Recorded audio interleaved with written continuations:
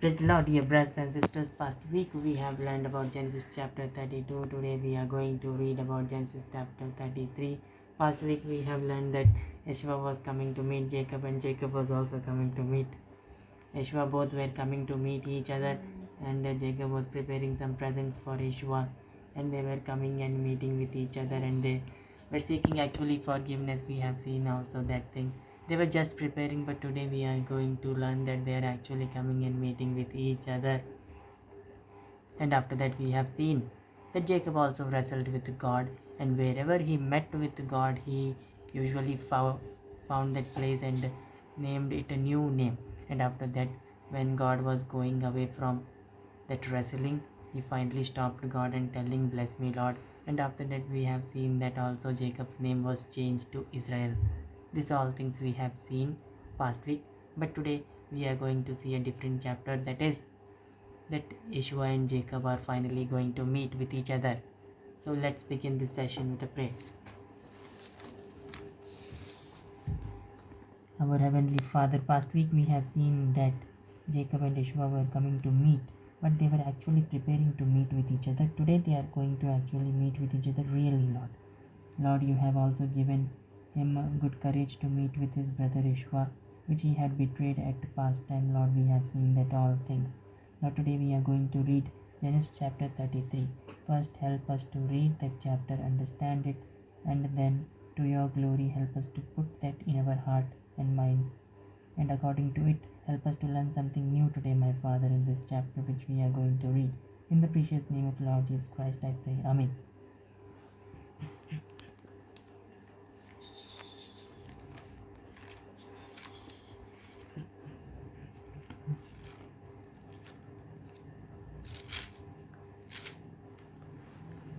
Jacob and Yeshua meet. Now Jacob lifted his eyes and looked, and there Yeshua was coming, and with him were 400 men. So he divided the children among Leah, Rachel, and the two maidservants. So Jacob looked that Yeshua was coming from that far, and he was having about 400 men.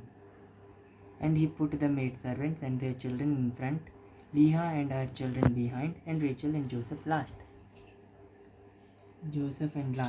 So his son and Rachel his mother, means Jacob's wife and son, that are last, and Leah his second wife in middle, and maidservant and all that two maidservant, no, they were in front, second, third.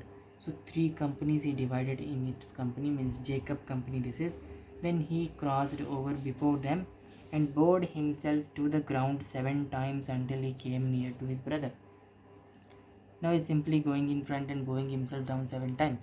At that time it was the sign that someone is seeking forgiveness with them, and they are actually founded that forgiveness. Like that they are pretending, means they want forgiveness from their brother for what they have committed. That's why they bow down their head 7 times to ground, so as to ask forgiveness for the mistake they have done. But Yeshua ran to meet him and embraced him and fell on his neck and kissed him, and they wept. Jacob was thinking that Yeshua will come and beat his brother Jacob for the sin which he had committed, means for the betraying and all that.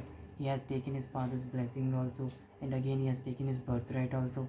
Everything he has taken and ran away to his uncle's house, Laban house.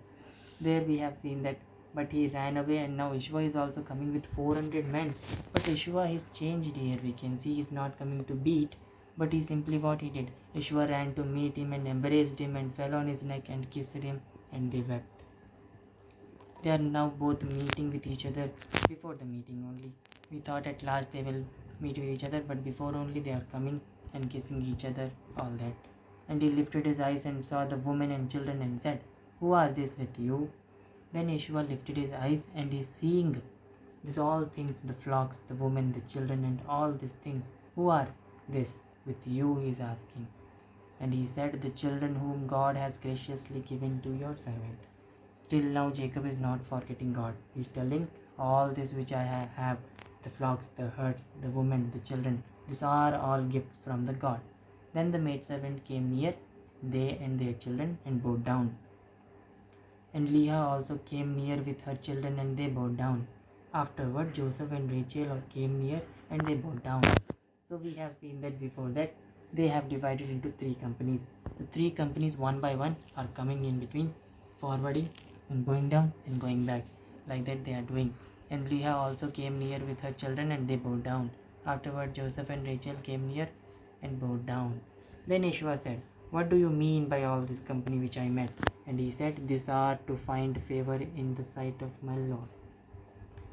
Then Yeshua is asking simply just a straightforward question, that this company is all these flocks and herds. What do you mean by them?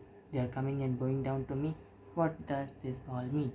Then he is telling that, "I thought that you must be angry with me. That's why I brought all these presents, so that your heart may be calm and you may forgive me." He's telling that. But Yeshua said, "I have enough. My brother, keep what you have for yourself." He's telling, "Whatever I have more than you. Then your presents are nothing in front of me," not like that. He's telling that keep your presents with you only and not give them to me. And Jacob said, "No, please, if I have now found favor in your sight, then receive my present from my hand, inasmuch as I have seen your face, as through I had seen the face of God, and you were pleased with me." Now Jacob is pleading with Yeshua, saying that, "Yeshua, I have brought these presents for you only. You must take all these presents, otherwise I will not take them back. Please take my blessing that is brought to you, because God has dealt graciously with me, and because I have enough." And he urged him, and he took it. And finally Yeshua also took it when he forced him to take those presents. Then Yeshua said, "Let us take our journey, let us go, and I will go before you." But Jacob said to him, "My Lord knows that the children are weak, and the flocks and the herds which are nursing are with me. And if the man should drive them hard one day, all the flocks will die. Please let my Lord go on ahead before his servant.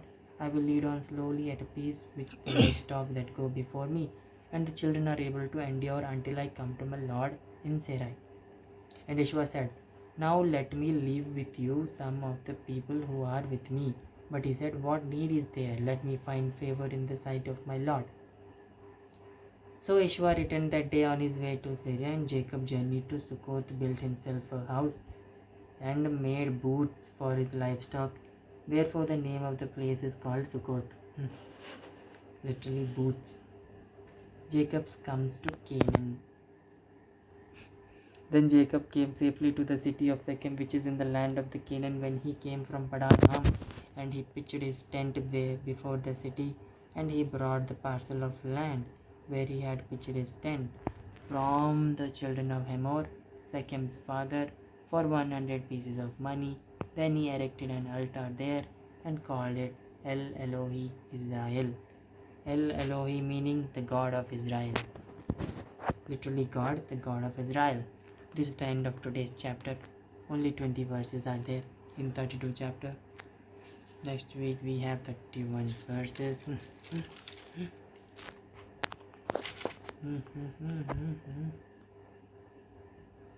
So we have seen that Jacob is coming to meet Yeshua, and they finally meet with each other. And Jacob has also successfully given the presents which he brought for Yeshua. Both have forgiven themselves for what they have committed. Both have kissed and ran and embraced them, hugged them. All that things over here. Again they become friends. We have seen all that. This is the power of forgiveness. If anybody is forgiving you, you can take that forgiveness freely, because it's freely given to you. And you should also forgive others who have sinned against you. We don't know what will happen in future. Anyway, we are going to leave this world one day. So all this we have learned today. Hope we have learned something through this chapter. Our Heavenly Father, we have learned today the power of forgiveness which you have taught us, my Father. Forgiveness has power, and we are sorry for what we have done, my Father. For that reason, we also have sinned so many times against you, present, future, past, everywhere, my Father. We have always come in disobeying you, my Father, and we are today in front of you seeking forgiveness from you. Help us to forgive others also what they have committed against us. Please give us great knowledge and wisdom to help us others forgive their sins also. Help us to forgive their sins also against us which we have committed, which they have committed. All sins, my Father, help us to forgive them, and help us to pray for them who use us and despitefully use us and throw us like that, my Father, who stones us. Help us to pray for them. In the precious name of Lord Jesus Christ, I pray. Amen.